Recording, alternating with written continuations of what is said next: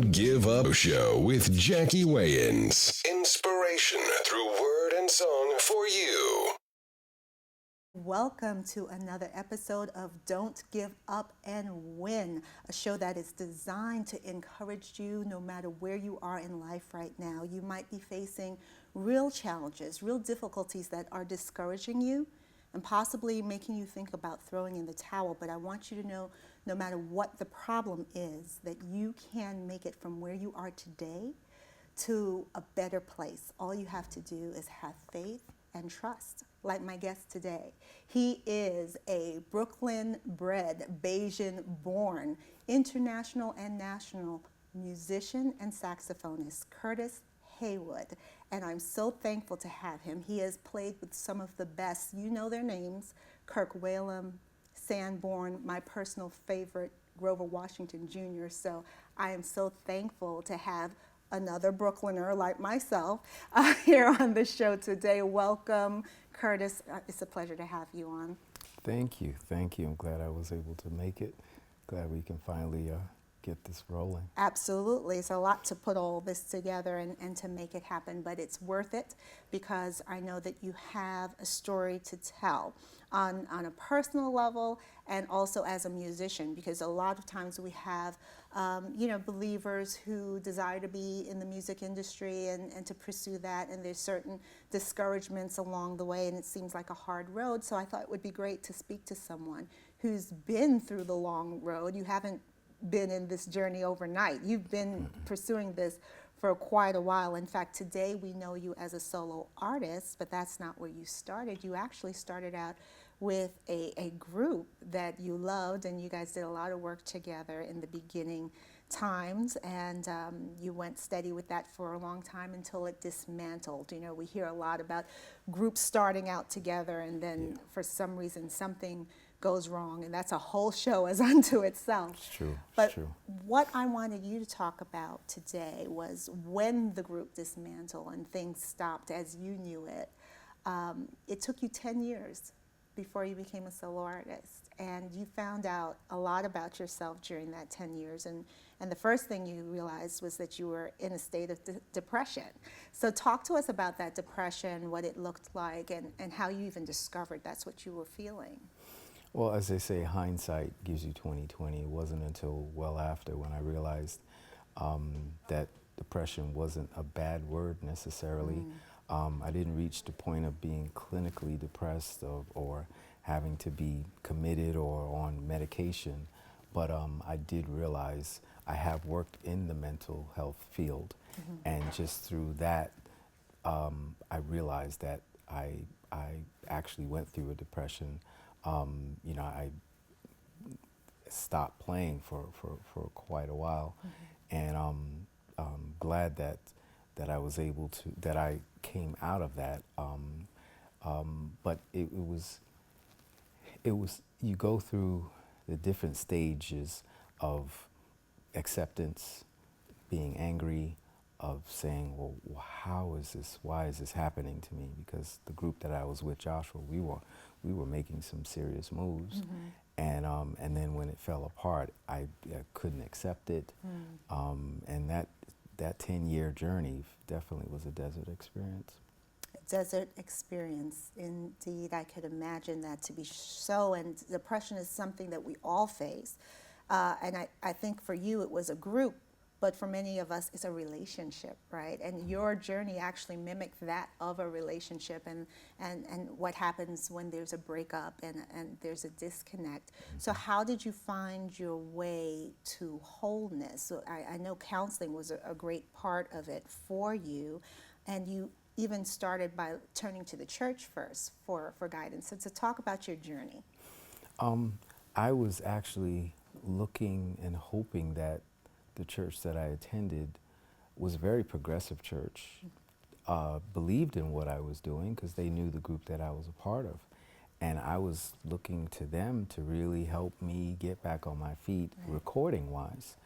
Spiritual-wise, they were there, but recording-wise, I wanted some tangible, and they were moving in that direction. And then the producer who ended up, my producer of my first CD, finally said, this doesn't necessarily have to be where you reap. You can sow your seeds here, but don't necessarily expect to reap your harvest where you sow your seeds. That's interesting. And yeah, it was eye-opening and it was liberating for me. And when he shared that there was a breakthrough. Clear, I felt it was a breakthrough. And then the material started to come. The songs started to come. And songs, I don't necessarily sit and purposely write songs. I allow them to simply come. All right. And when they started to flow, I knew it was time. I knew it was time. Wonderful. So when he said that, was he saying to you, this is something that you love, pursue it, but when he said that the harvest may not come from this area, what was he really trying to get at there? He was telling me, really, don't rely on the church. Get out and do it myself, because my calling is to the world. And it is, quite frankly, to the secular world of jazz. So that's really what he was telling me, was don't put my eggs in this basket. All right, and now, so that's a very interesting thing, because I know you say very specifically that you believe that music has the power to heal. And you also did a very special project right after 9/11. So talk to me about, in 1 minute, why it was important to do that healing CD. I did a song called Heal Our Land. And yes, it was dedicated to 9/11, and I rededicated it to Katrina, Hurricane Katrina victims. And that's what faith is all about, is about the journey of healing. You stump your foot, and you have to heal, but you have to keep walking to allow the heal. Anyone who's had surgery or any injury, the hardest thing is for the doctor to say to get up and move and walk in your injured state. So, and when depression comes, that's who wants to get up and walk and move and be active. So listen, I'm going to hold you there. I think the best thing for people to do is hear how music is healing. So I want you to play a selection for us right now. And when we come back, we're going to talk a little bit more about music being healing and how exactly the music industry can be done with your heart and with your passion, but maybe not your only source of harvest, when we return.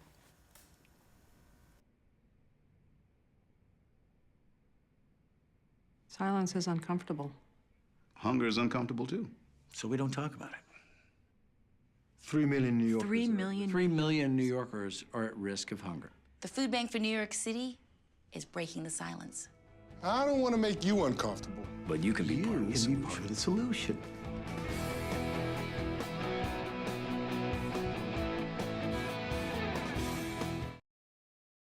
If you had it all, would you trade it in for the chance to be greater? Ambrose is a charming snake, as tempted to accept an amazing offer from a celestial being. See how the story unfolds in Jacqueline Wayans' Ambrose, available at tapepublishing.com.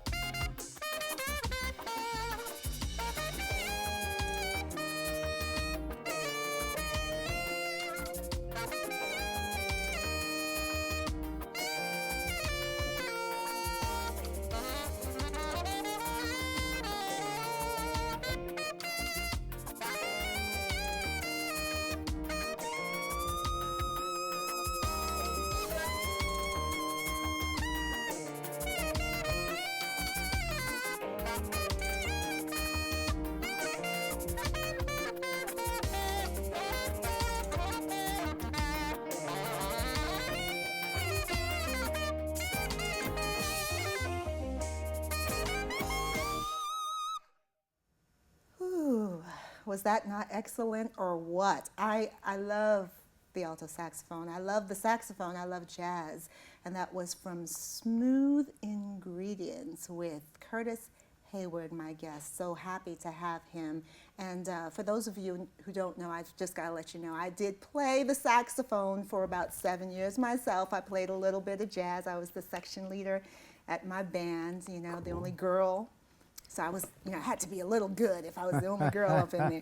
So I want to pick back up with you and talk about your love of music and where this all started in the church. There was a story of you like going to sleep with your saxophone. What's that all about? My first instrument was actually a trumpet, and my dad got me a trumpet, and I immediately took to it, and I wanted to sleep with it, and I kicked and screamed. And coming from a West Indian background, that's not exactly something throw you tantrums. want. Yes, You don't exactly. throw tantrums. No. But I just was not having it, so they let me sleep with my trumpet. Awesome. So hindsight, looking back, I was like, I think it was pretty obvious from there. That you loved it. And you just had a knack for it. I know you went to Performing Arts High School here in New York City, which is now LaGuardia, the specialized high school, which most of us know about. Yeah. But you just had a knack, and you play a number of instruments, not just the saxophone. And so you knew you were going to pursue this line in the industry, and luckily for you, your church was supportive with that, which a lot of people can't say, but yet the industry is difficult, right? So talk to us about how you were able to manage, you know, keeping your faith and being a man of faith in a secular world, you know, playing music in a secular venue, genre of music. So share that with us. It's, you ever heard of the Good Old Boys Network? Okay. Well, what that is to racism and prejudice is very much prevalent in the entertainment industry in terms of how tight. When you break in and you're able to break in, as much as you want to be able to open the door for somebody else, the industry simply does not allow you to do that, because whoever gave you your break, they don't want you to give their number out to anybody else, which on a part, you know, I can understand that, but nobody's giving up any information on anything. It is an absolute dog-eat-dog. And I understand the spiritual side behind that. So it's not really something I take personal, even though it is really tough. The level of rejection in the entertainment industry is just through the roof. So how did you navigate that? What are some of the tips that you can give? Because I know we have people who are listening who want to be in the industry, whether it's singers, musicians, behind the scenes, what have you. So how would you tell them to pursue their passion but not necessarily be constricted by it? Well, I found out a little late in the game, but we all have primary and secondary giftings. And my primary gifting is performing. When I'm on stage, nobody's better than me. All right now. My secondary calling is teaching and gift of communication.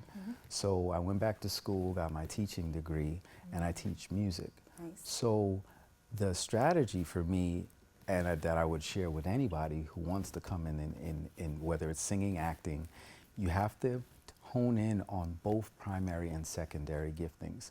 Because for entertainment and creative arts, the primary gifting, for the most part, usually is not the moneymaker. The secondary gifting, a lot of times, is the moneymaker. Okay, now. So there's a principle, vision provides for vision. So your secondary calling, quite often you may have to build a career to provide the money to support the primary calling of what really wakes you up in the morning, so you can still eat. All right. Because Okay. that whole starving artist, selling your soul, Yes. is because people pursue their primary without any kind of supportive network of, how am I going to eat? Wow. How am I going to pay bills? Because the industry, when auditions and, you know, they call at the drop of a dime. Right. So you also have to pick, be very selective as to the career that will give you the flexibility. Right. So if the industry does call, you've been eating and now you have some flexibility to make the call. Because the call, when it comes, it's just going to come. Right, right. And it's just simply, and like I said, I understand the spiritual influence behind that. Right.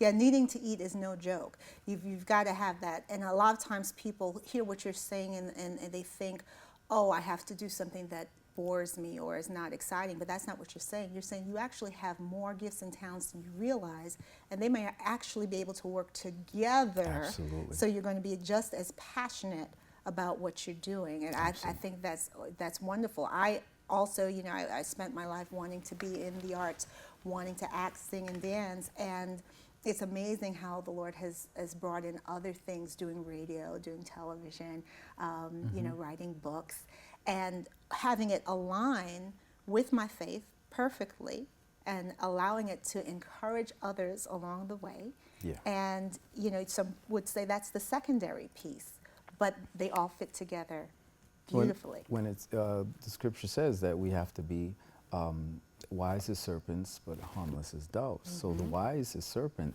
that's where your strategy has to be, because you don't want to be a starving artist. So when that call comes, you don't know what kind of call that's going to be. And if you need to eat, that's where the compromise comes in, is because You'll take anything. yes, you'll take anything. And you don't want to be put in that position. You want to be, and you know, a lot of artists today do have the secondary. It's just they don't talk about it. You know, a lot of them are in real estate, Yeah. or you know, they're teaching courses to people and skill sets. So Yeah. there always is that, but that's not the thing that you see, and therefore you don't think it exists. That was another frustrating. I've listened to hundreds and hundreds of artists, actors from Hollywood straight down, and when they're asked that question, so what do you tell an up and coming? I've yet to hear a concrete answer such as the one I just gave. Because that's what people really, we all know what we have to do, auditioning, send in press kits. We all know that. Right. How am I eating? How am I surviving in the meantime? Right. That's what we need to give concrete answers as to how I can do that. I love it. Thank you so much for sharing and being a guest on our show today. There's so much more that you have to give and have to offer. Please tell the people how they can connect with you and find out more about your music and where they can follow you. My name, Curtis Haywood, covers all social media, from Instagram, Facebook, Twitter, and CurtisHaywood.com. Is basically the best way to reach me in terms of social media. Wonderful. And we've also posted here your website, www.CurtisHaywood.com. So it's really simple. For my guests, listen, I say it every week. I want you to go ahead and be your very own best hero, because the greatest hero of all said that you were worth it when he gave his life for you on the cross. Until next time, don't give up and win. Now's time for the Don't Give Up and Win takeaway moment. Hey there. So how did it go yesterday? I hope everything went grand and you had fun and you were able to experience some new things and some new people. And just in case things didn't go as planned and, you know, you might not have been your best, I want to remind you that there is therefore now no condemnation to those who are in Christ Jesus. You know, if you thought something, did something that really wasn't the best, didn't allow you to shine the best, well, what you need to do at this point in time is to turn away from that behavior, turn to God, ask Him to forgive you, and start over. It doesn't make sense to beat yourself up and to just keep beating yourself up. Okay, so don't give up and win.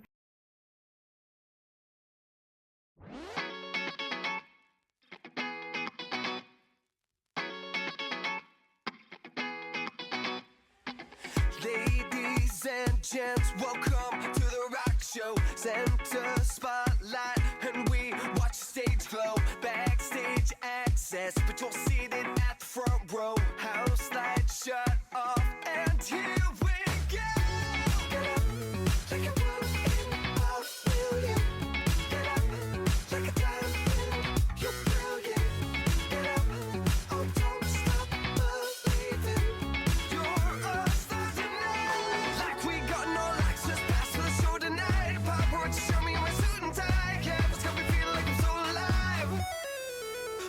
to be. We're meant to be. We're meant to be. We're meant to be. We're meant to be. We're meant to be.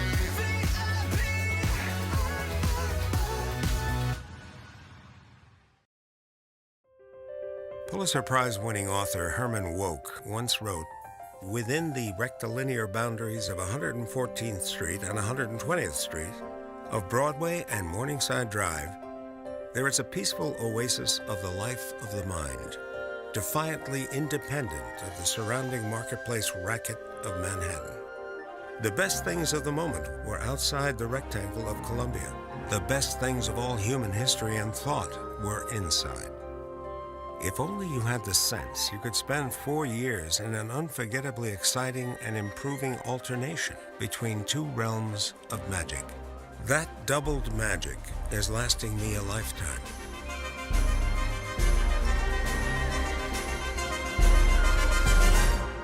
All my writings, such as they are, trace back in one sense or another to my 4 years at Columbia. Don't you give up now. Don't you give up now. You know what? Can you take us out? I want a little bit more. Can you take us out with something kind of cheery? I want a little holiday feel. I'm not done with Christmas. Give me something right now. Thank you so much. Absolutely. I appreciate it. Okay. I love it. That's a sweet saxophone too.